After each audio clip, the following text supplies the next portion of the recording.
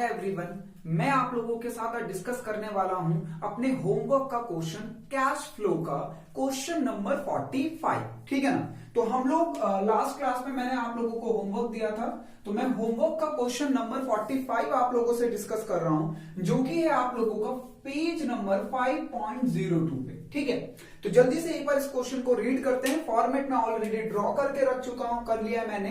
बस हमें क्वेश्चन को सॉल्व करना है कि क्या क्या इसमें दिक्कतें आ रही थी जिसकी वजह से आपका आंसर नहीं आया। सिर्फ आपको उस चीज को क्रॉस चेक करना है, क्योंकि बच्चों ये होमवर्क का क्वेश्चन है तो आपने ऑलरेडी ट्राई कर लिया है।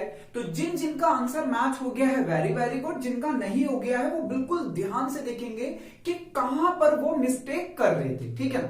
तो देखो बच्चों, क्वेश्चन क्या कह रहा है। कह रहा है following are the balance sheet of solar power limited as at 31 March 2014 and 13। तो हमें इक्विटी एंड लाइबिलिटीज दे रखा है, share holder fund, reserve and surplus, non current liability में लॉन्ग टर्म बोरोइंग है, करंट लाइबिलिटी में trade payable and short term provision है। उसके बाद बच्चों हमारा एसेट साइड है, एसेट्स में हमें नॉन करंट एसेट्स दे रखा है, fixed assets, tangible assets, intangible assets. उसके बाद हमें करंट एसेट्स में दे रखा है current investment and inventories, trade receivable and cash equivalent. ठीक है, आगे चलते हैं बच्चों। अब नोट्स टू अकाउंट में बच्चों हमें नोट नंबर 1 और नोट नंबर 2 दे रखा है। तो देखो नोट नंबर 1 में वो कह रहा है कि रिजर्व एंड सरप्लस में हमारा जो बैलेंस है वो सरप्लस का है। Balance in statement of profit and loss, और वो किसको रिप्रेजेंट कर रहा है बच्चों? सरप्लस को रिप्रेजेंट कर रहा है। उसके बाद है हमारा टेंजिबल एसेट। टेंजिबल एसेट्स में हमारी मशीनरी है और उसमें से लेस हुआ है एक्यूमुलेटेड डेप्रिसिएशन। हमें एडजस्टमेंट भी गिवन है, तो देखो एडजस्टमेंट क्या कह रही है। कह रहा है during the year a piece of machinery costing 48,000 of which on which accumulated depreciation was 32,000 was sold for 12,000। तो बच्चों हमें एक पीस ऑफ मशीनरी, यानी बच्चों हमारे पास बहुत सारी मशीनरी, उसमें से एक पार्ट मशीनरी को हमने सेल कर दिया जिसका कॉस्ट प्राइस 48,000 था और जिसकी बुक जिसपे एक्यूमुलेटेड डेप्रिसिएशन चार्ज हो चुका था 32,000, उसे हमने 12,000 में सेल कर दिया। तो बच्चों यहां पे इसको हमें रिप्रेजेंट करना पड़ेगा वर्किंग नोट में अपना मशीनरी और एक्यूमुलेटेड डेप्रिसिएशन अकाउंट प्रिपेयर करके। तो लीजिए हम लोगों ने वर्किंग नोट नंबर 1 बना लिया। तो बच्चों ये बना लिया मैंने मशीनरी अकाउंट और ये बना लिया मैंने एक्यूमुलेटेड डेप्रिसिएशन अकाउंट। ठीक है, तो मशीनरी अकाउंट और एक्यूमुलेटेड डेप्रिसिएशन अकाउंट, ये हमारा मशीनरी अकाउंट है और ये एक्यूमुलेटेड डेप्रिसिएशन अकाउंट है। ये लो बच्चों टोटल। ठीक है, टोटल थोड़ी सी जगह की कमी है बट ठीक है, वो मैनेज हो जाएगा, हमें उतनी जगह चाहिए। इधर भी टोटल कर लीजिए। ठीक, अब बच्चों एसेट्स का opening balance to balance BD और closing balance by balance CD. इसका opening balance by balance BD and to balance CD. ये तो बच्चों मशीनरी का ओपनिंग बैलेंस जो दे रखा है हमें 2013 का है 20 लाख और 2014 का 25,40,000। तो लो बच्चों 23 लाख और 25,40,000। ठीक, ये तो मैंने वही लिख दिया जो क्वेश्चन में है। और एक्यूमुलेटेड डेप्रिसिएशन की वैल्यू दे रखी है बच्चों ओपनिंग 3 लाख एंड क्लोजिंग दे रखी गाइस 4 लाख। ये लीजिए। तो बच्चों ये क्वेश्चन नंबर 45 हमारा विद एडजस्टमेंट वाला है। हमें एडजस्टमेंट को भी डील करना है, क्वेश्चन को भी सॉल्व करना है। अब हम जैसे पहले करते थे इन अ नॉर्मल वे वैसे ही करेंगे। क्वेश्चन को ऊपर से पढ़ना स्टार्ट करिए, रूल के अकॉर्डिंग जिस भी एक्टिविटी से वो रिलेट करता है वहां पे उसके इंपैक्ट को रिप्रेजेंट करिए। तो देखो सबसे पहला है बच्चों share capital. Share capital 22 lakh से 24 हो गए, तो इसका मतलब हमने इक्विटी शेयर इश्यू किए हैं और इक्विटी शेयर इश्यू करना फाइनेंशियल एक्टिविटी होती है हमारी। तो ये लीजिए issue of equity share capital. हाँ जी, तो वैल्यू में कितने का इंक्रीज आ रहा है बच्चों? 22 से 24 यानी 2 लाख का। चलिए नेक्स्ट देखते हैं। उसके बाद है बच्चों रिजर्व एंड सरप्लस। तो रिजर्व एंड सरप्लस का नोट नंबर 1 देख लो। वो कह रहा है statement of profit and loss balance है जो कि 4 लाख से 6 लाख हुआ है। तो ये लीजिए बच्चों कितने का चेंज आया है? 2 लाख का चेंज आ रहा है इसमें भी। ठीक है, जनरल रिजर्व हमें गिवन नहीं है बच्चों। आगे बढ़ते हैं क्वेश्चन में। उसके बाद है बच्चों long term borrowing. Long term borrowing हमारी 3,40,000 से 4,80,000 हुई है, यानी यहां पे 1,40,000 का चेंज आया है। तो ये लीजिए, टुक अ लोन 1,40,000, ठीक है। तो तभी तो 2,40,000 से 3,40,000 से 4,80,000 हुई है, तो 140 का यहां पे डिफरेंस आया। उसके बाद है बच्चों ट्रेड पेबल।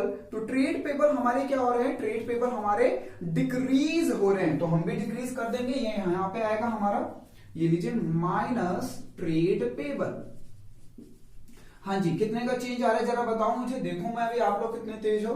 तो बच्चों 4,08,000 से 3,50,000 का चेंज आ रहा है, ये 50,000 का चेंज आ रहा है माइनस में, क्योंकि पैसा हमारा ये डिक्रीज हो रहा है। तो बच्चों करंट लायबिलिटी के साथ पॉजिटिव बिहेवियर होता है, अगर डिक्रीज हो रहा है तो माइनस कर देंगे, इंक्रीज हो रहा है तो ऐड कर देंगे, ठीक है। उसके बाद है बच्चों शॉर्ट टर्म प्रोविजन। तो यहां पे शॉर्ट टर्म प्रोविजन में ऐसा कुछ गिवन नहीं है कि क्या है, तो हम लोग बच्चों करंट लायबिलिटी की तरह ही ट्रीट करेंगे।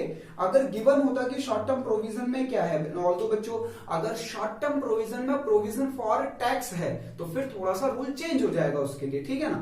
तो यहां पे बच्चों शॉर्ट टर्म प्रोविजन है हमारा 1,54,000 से चेंज हुआ है 1,00,000। तो बच्चों कितने से चेंज हो गया, ये हो गया हमारा चेंज 54 से, ठीक है ना। तो ये लीजिए माइनस कर दीजिए 1,54,000 से 1,00,000, तो यहां पे हमने कर दिया शॉर्ट टर्म प्रोविजन। बच्चों एक चीज है यहां पर, ठीक है, अगर आप शॉर्ट टर्म प्रोविजन को यहां पे प्रोविजन फॉर टैक्स मान लो तो थोड़ा सा क्वेश्चन चेंज हो जाएगा, ठीक है। तो हमें नोट लिखना पड़ेगा, जैसे मैं इस क्वेश्चन में चलो मान के करता हूं कि ये लीजिए star short term provision treated as provision for tax, ठीक है ना। ये नोट लिख दिया बच्चों मैंने, क्योंकि मुझे ऐसा लग रहा है कि एग्जामिनर में इसको प्रोविजन फॉर टैक्स ही माना होगा, ठीक है। बाकी हम क्वेश्चन के एंड में चेक करेंगे तो हमें पता चल जाएगा बच्चों, पर ये दोनों तरीके से ही सही आंसर आएगा। हो सकता है एग्जामिनर ने इसे करंट लायबिलिटी के तरह ही ट्रीट किया हो, ठीक है, और हम अगर इसे प्रोविजन फॉर टैक्स मान लेंगे तो आंसर में वेरिएशन आएगा, मतलब आंसर तो हमारा जो आना चाहिए वही आएगा, मतलब हमारा कैश फ्लो मैच हो जाएगा। बट हो सकता है कि बच्चों एग्जामिनर ने इसको शॉर्ट टर्म प्रोविजन माना, हम शॉर्ट टर्म प्रोविजन मान रहे हैं, तो हो सकता है कि जो एग्जामिनर है उसने करंट लायबिलिटी ट्रीट किया हो। बट अगर आप ऐसा नोट लिख दोगे तो आप बच जाओगे। अब एग्जामिनर जो मर्जी माने आप बच जाओगे, क्योंकि provision short term provision for tax, short term provision में प्रोविजन फॉर टैक्स भी हो सकता है और कुछ अदर आइटम्स भी हो सकती हैं। बट आपने बोला कि भाई जब शॉर्ट टर्म प्रोविजन क्लियर नहीं है तो हमने शॉर्ट टर्म प्रोविजन के अंदर प्रोविजन फॉर टैक्स को एज्यूम कर लिया, ठीक है। शॉर्ट टर्म प्रोविजन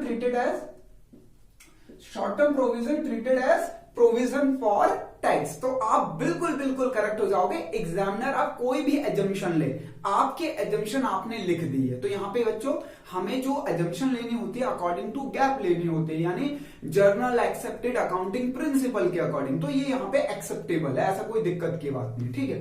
तो चलिए फिर यहाँ पे नहीं करते हैं। तो प्रोविजन फॉर टैक्स आपको पता है, प्रोविजन फॉर टैक्स अगर ट्रीट कर रहे हो तो बच्चों यहां पर हमारा क्लोजिंग वाला ऐड हो जाएगा, ठीक है, क्लोजिंग वाला ऐड हो जाएगा और ओपनिंग वाला यहां पे माइनस हो जाएगा 154, ये लीजिए, ठीक है। तो आपने इसे प्रोविजन फॉर टैक्स के अकॉर्डिंग मान लिया, तो ओपनिंग वैल्यू भी गिवन थी, क्लोजिंग, तो बच्चों ओपनिंग वाला क्लोजिंग वाला तो यहां पे ऐड हो जाता है और ओपनिंग वाला यहां पे माइनस हो जाता है, ठीक है ना। चलिए आगे बढ़ते हैं। उसके बाद है बच्चों हमारा एसेट्स। तो हमारे पास है टेंजिबल एसेट्स। तो बच्चों टेंजिबल एसेट्स के लिए आप लोगों ने बना ही रखा है, तो चलिए इसको उसी में अप्लाई कर देते हैं, क्योंकि इससे रिलेटेड एडजस्टमेंट भी गिवन है हमें।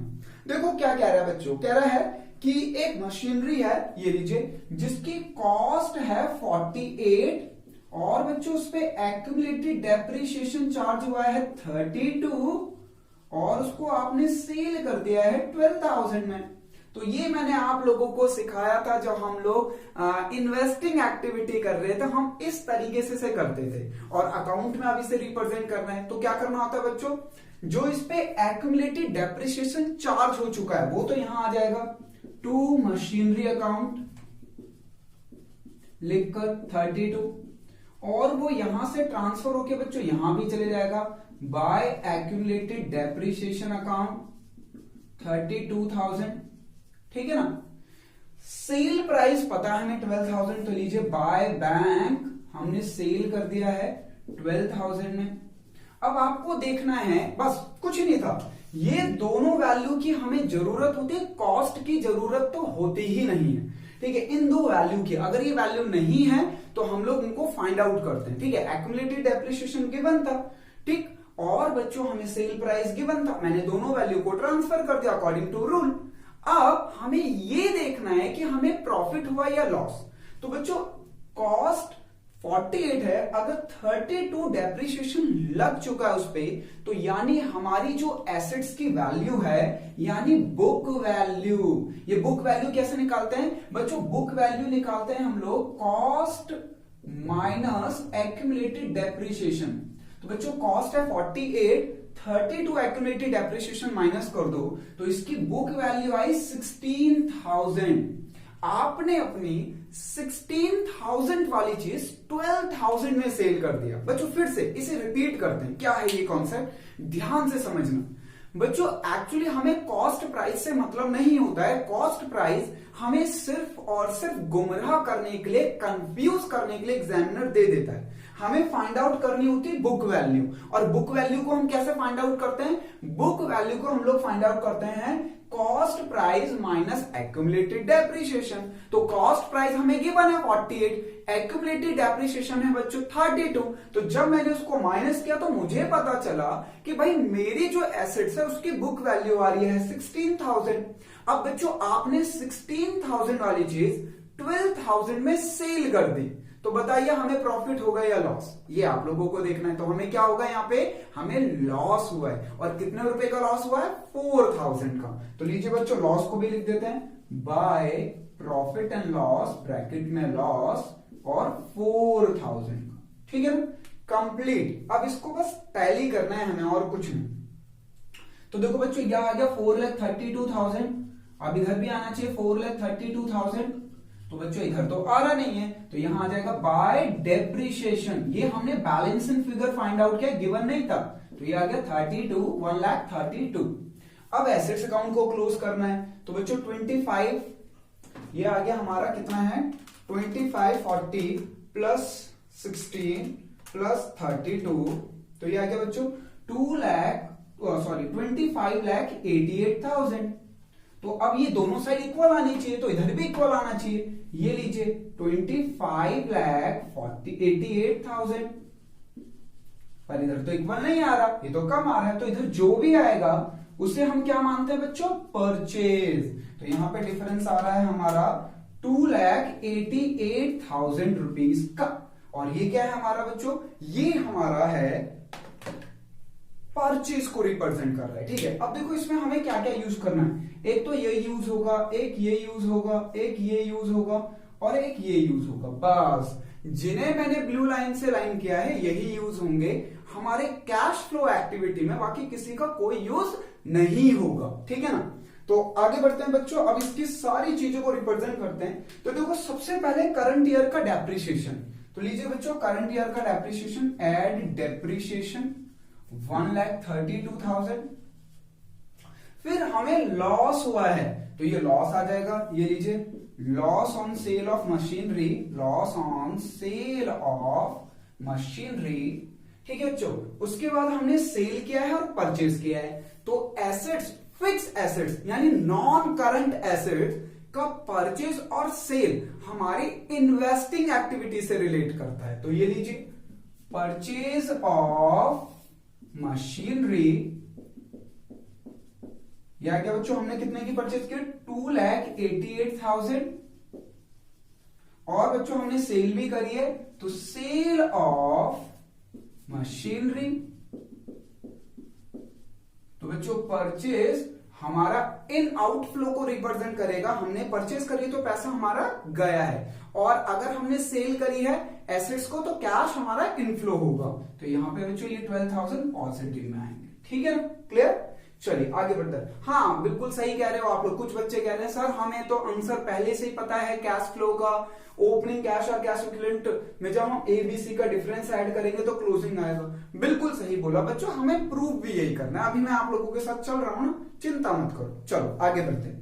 उसके बाद है बच्चों हमारा टेंजिबल एसेट्स, और उसमें गुडविल हमारी 2,44,000 से 80,000 हो रही है, यानी डिक्रीज हो रही है। तो बच्चों याद रखना, जब भी गुडविल डिक्रीज होगी तो हम अपनी फर्स्ट एजम्पशन यही लेंगे कि हमारी गुडविल राइट ऑफ हुई है। तो ऐड कर देंगे गुडविल राइट ऑफ।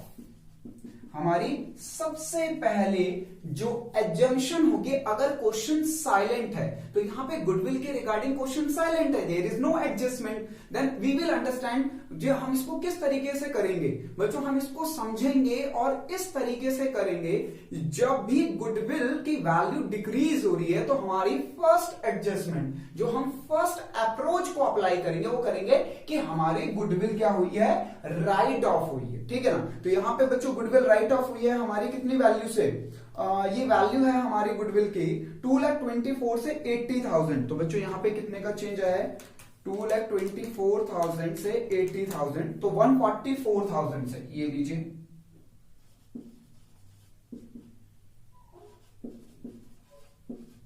ठीक है ना, 144,000 से चेंज आया। चलिए आगे बढ़ते हैं गाइस, आगे देखते हैं बच्चों क्या कह रहा है। उसके बाद खत्म, उसके बाद है करंट एसेट। तो करंट एसेट्स में करंट इन्वेस्टमेंट दे रखा है बच्चों, बिल्कुल ध्यान से। Current investment as a part of cash and cash equivalent. Maximum बच्चे यही गलती करते हैं कि करंट इन्वेस्टमेंट को इन्वेस्टिंग एक्टिविटी में लेके चले जाते हैं। नहीं गाइस, करंट इन्वेस्टमेंट हमारी कैश एंड कैश इक्विवेलेंट को प्रेजेंट करता है। तो लीजिए ओपनिंग करंट एसेट्स है हमारा 3 लाख, प्लस करो बच्चों इसमें कैश एंड कैश इक्विवेलेंट भी गिवन है, जो कि है बच्चों हमारा 7,50,000। ये काफी ऊपर नीचे हो रहा है, 7,50,000 ये लीजिए। तो बच्चों ये हो गया हमारा 10,50,000 लो।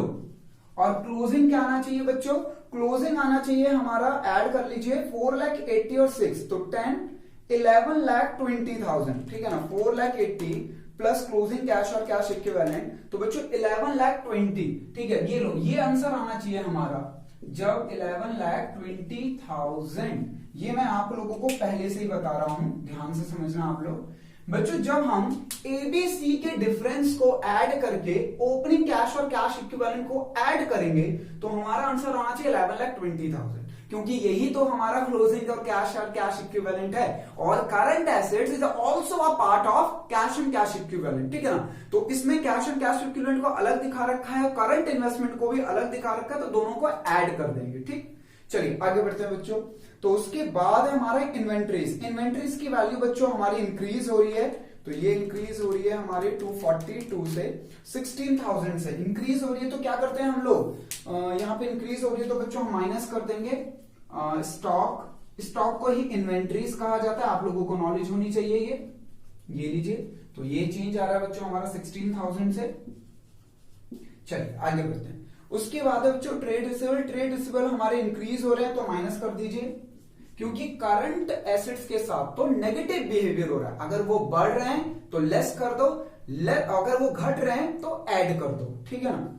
तो यहां पे भी चेंज आया है बच्चों, ये लीजिए ट्रेड रिसीवेबल में, ट्रेड रिसीवेबल, हाँ जी कितने का चेंज आया है, तो ये लीजिए चेंज चेक कर लेते हैं बच्चों। ये आ रहा है हमारा 286,340, तो 54,000 का चेंज आया गाइस, ये लीजिए।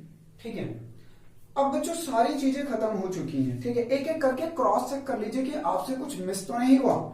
देखो सबसे पहले शेयर कैपिटल, उसका इंपैक्ट मैंने डाल दिया है। उसके बाद है रिजर्व एंड सरप्लस, वो मैंने ट्रांसफर कर दिया है। उसके बाद है ट्रेड पेबल आ गया। शॉर्ट टर्म प्रोविजन को यहां पे गिवन नहीं था कि शॉर्ट टर्म प्रोविजन क्या है, पर हमने उसको क्या माना है, शॉर्ट टर्म प्रोविजन को बच्चों हमने अपने इसमें पहले ही नोट लिखकर उसे प्रोविजन फॉर टैक्स मान लिया है, तो फिर उसके रूल के अकॉर्डिंग उसे किया है। ठीक है ना। उसके बाद है बच्चों ट्रेड पेबल की नॉन करंट एसेट्स में है टेंजिबल एसेट्स डील कर ली, इंटेंजिबल डील कर ली। उसके बाद है बच्चों करंट इन्वेस्टमेंट, वो पार्ट है कैश एंड कैश इक्विवेलेंट का, इन्वेंटरी, ट्रेड रिसीवेबल भी। नोट नंबर 1 कंप्लीट हो गया, नोट नंबर 2 कंप्लीट हो गया। उसके बाद बच्चों एडजस्टमेंट थी वो भी डील कर दी, बस अब कुछ भी नहीं करना, आप लोगों को टैली करना है। चलिए तो जो जो चीज नहीं गिवन उसको डैश कर देते हैं, ये लीजिए ये लीजिए। तो बच्चों ये आ गया 3 लाख, ठीक है, ये सब ऐड हो रहे हैं तो ऐड कर देते हैं। 3 लाख प्लस 132 प्लस 4000 प्लस 144, तो बच्चों ये आ गया 580, ठीक है। अब इसमें ये माइनस हो रहा है, ये भी तीनों ही माइनस हो रहे हैं बच्चों, तो लीजिए माइनस 50,000 माइनस 16,000 माइनस 54, तो ये आ गया बच्चों 4,60,000 रिजल्ट। ये हमारा गया cash profit before tax, less कर दीजिए टैक्स पेड, तो टैक्स पेड किया हमने 154, तो ये आ गया बच्चों 3,06,000, यानी हमारा जो cash flow from operating activity आया है वो है 3,06,000।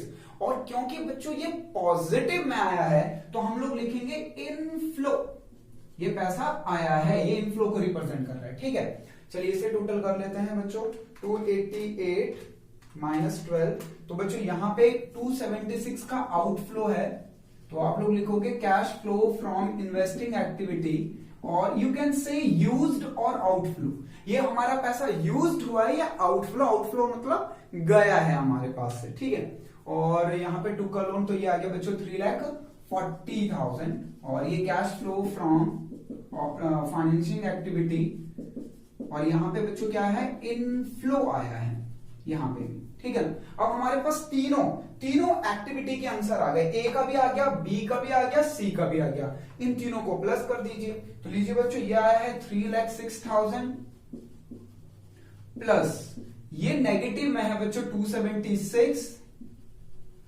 प्लस ये पॉजिटिव में 3,40,000,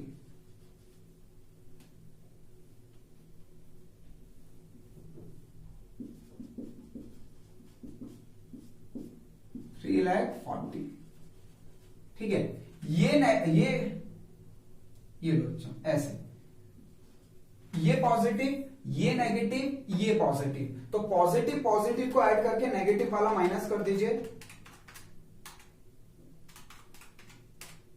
तो ये आ गया बच्चों 3,70,000। इन तीनों का ऐड तो 370 आ रहा है बच्चों, बट ये नहीं आना चाहिए क्योंकि ऐड करके हमें आना चाहिए आंसर 11,20,000, तो कुछ तो गड़बड़ हो रही है। एक बार क्वेश्चन में देखते हैं कि क्या लिखा हुआ है क्वेश्चन। ओहो बच्चों आप लोगों ने भी नहीं बताया, ये 20 लाख है, ठीक है ना, ये 20 लाख है और मैंने 23 लाख लिख दिया था, तो बच्चों ये चेंज हो जाएगा, ये हो जाएगा 5,88,000 और 5,88,000 यहां पे भी आ जाएगा 5,88,000। अब देख लो क्या डिफरेंस आ रहा है, 5,88,000 माइनस 12,000, तो बच्चों ये आ रहा है 576, ठीक है 576,000, तो 576 और 3,06,000 प्लस 3,40,000 माइनस 576, तो बच्चों ये आ रहा है 70 ओनली, ठीक है ना। ये आ जाएगा हमारा कितना 5,76,000, तो बच्चों ये 70 आ रहा है, 70 इसमें ऐड करिए, 70 प्लस 10,50, तो ये आ गया 11,20,000, जो कि मैं पहले ही आप लोगों को बता चुका था कि हमारा आंसर यही आएगा। बच्चों कैश फ्लो की खासियत यही है, देखो इसका आंसर मुझे पता था, तभी मुझे पता चला कि यहां मैंने गड़बड़ कर दी है। बच्चों एक्चुअली मैंने 23 लाख लिख दिया था, जबकि इन अ क्वेश्चन जो हमारी ओपनिंग एसेट से वो 20 थी, ठीक है ना, तो यहां पे मैंने आप ठीक कर दिया है। अब आप देखो तो हमारा आंसर भी मैच कर गया है। तो बच्चों ये ध्यान रखना कि कैश फ्लो में आंसर पता रहता है कि अगर फिर भी आपका आंसर मैच ना हो तो एक बार ऐसे क्रॉस चेक कर लेना, हो सकता है कि आपने कोई वैल्यू जल्दबाजी में गलत लिख दी हो, ठीक है ना। तो बच्चों ये क्वेश्चन हमारा कंप्लीट हो गया होमवर्क का, ये क्वेश्चन नंबर था 45। यहां पे इस क्वेश्चन में हमें 2-3 चीजें समझ में आई बच्चों। एक पहला नंबर जो हमें समझ आया वो समझ आया कि जब प्रोविजन फॉर टैक्स में हमें कुछ भी गिवन ना हो कि उसके अंदर आइटम क्या है, तो हम एज्यूम कर सकते हैं। यहां पे आप लोग करंट लाइबिलिटी की तरह भी ट्रीट करते तो आंसर सेम ही आता, बट हमने उसको ट्रीट किया प्रोविजन फॉर टैक्स के अकॉर्डिंग, ठीक है ना। और दूसरी चीज बच्चों, यहां पे आप लोगों ने सीखा कि current investment is also a part of कोई कैश एंड कैश इक्विवेलेंट, जो मैंने आप लोगों को यहां पे ऐड करके भी दिखाया, ठीक है ना गाइस। तो बच्चों नेक्स्ट क्लास में हम लोग अपना अगला क्वेश्चन डिस्कस करेंगे, इसको आप लोग नोट कर लीजिए। जय हिंद गाइस।